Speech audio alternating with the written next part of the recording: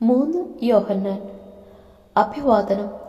സഭാശ്രേഷ്ഠനായ ഞാൻ ആത്മാർത്ഥമായി സ്നേഹിക്കുന്ന പ്രിയപ്പെട്ട ഗായൂസിന് എഴുതുന്നത്.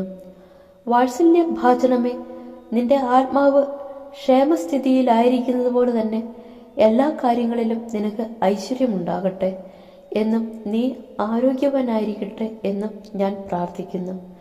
നീ സത്യമനുസരിച്ചാണ് ജീവിക്കുന്നത് എന്ന് സഹോദരന്മാർ വന്ന് നിന്റെ സത്യത്തെക്കുറിച്ച് സാക്ഷ്യപ്പെടുത്തിയപ്പോൾ ഞാൻ വളരെ സന്തോഷിച്ചു. എൻ്റെ മക്കൾ സത്യത്തിലാണ് ജീവിക്കുന്നത് എന്ന് കേൾക്കുന്നതിനേക്കാൾ വലിയ സന്തോഷം എനിക്കുണ്ടാകാനില്ല. പ്രശംസയും ശാസനവും. വാത്സല്യഭാജനമേ, നീ സഹോദരർക്കു വേണ്ടി, പ്രത്യേകിച്ച് അപരിചിതർക്കു വേണ്ടി ചെയ്യുന്നതെല്ലാം വിശ്വാസത്തിന് യോജിച്ച പ്രവൃത്തികളാണ്. അവർ സഭയുടെ മുമ്പാകെ നിന്റെ സ്നേഹത്തെക്കുറിച്ച് സാക്ഷ്യപ്പെടുത്തി. ദൈവത്തിന് പ്രീതികരമായ വിധം നീ അവരെ യാത്രയാക്കുന്നത് നന്നായിരിക്കും. കാരണം അവിടുത്തെ നാമത്തെ പ്രതിയാണ് അവർ ഇറങ്ങിത്തിരിച്ചിരിക്കുന്നത്. വിജാതീയരിൽ നിന്ന് അവർ ഒരു സഹായവും സ്വീകരിച്ചിട്ടില്ല.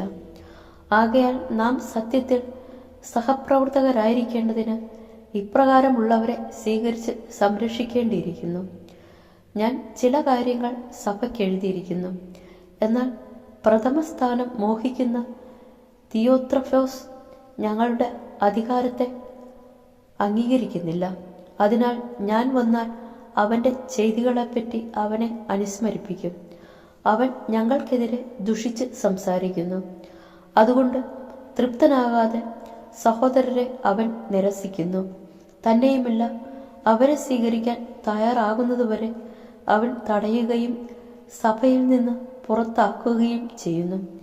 വാത്സല്യഭാജനമേ, തിന്മയെ അനുകരിക്കരുത്, നന്മയെ അനുകരിക്കുക. നന്മ പ്രവർത്തിക്കുന്നവൻ ദൈവത്തിൻ്റെ സ്വന്തമാണ്. തിന്മ പ്രവർത്തിക്കുന്നവനാകട്ടെ ദൈവത്തെ കണ്ടിട്ടേയില്ല. ദെമേത്രിയോസിന് എല്ലാവരിൽ നിന്ന് സത്യത്തിൽ നിന്ന് തന്നെയും സാക്ഷ്യം ലഭിച്ചിരിക്കുന്നു.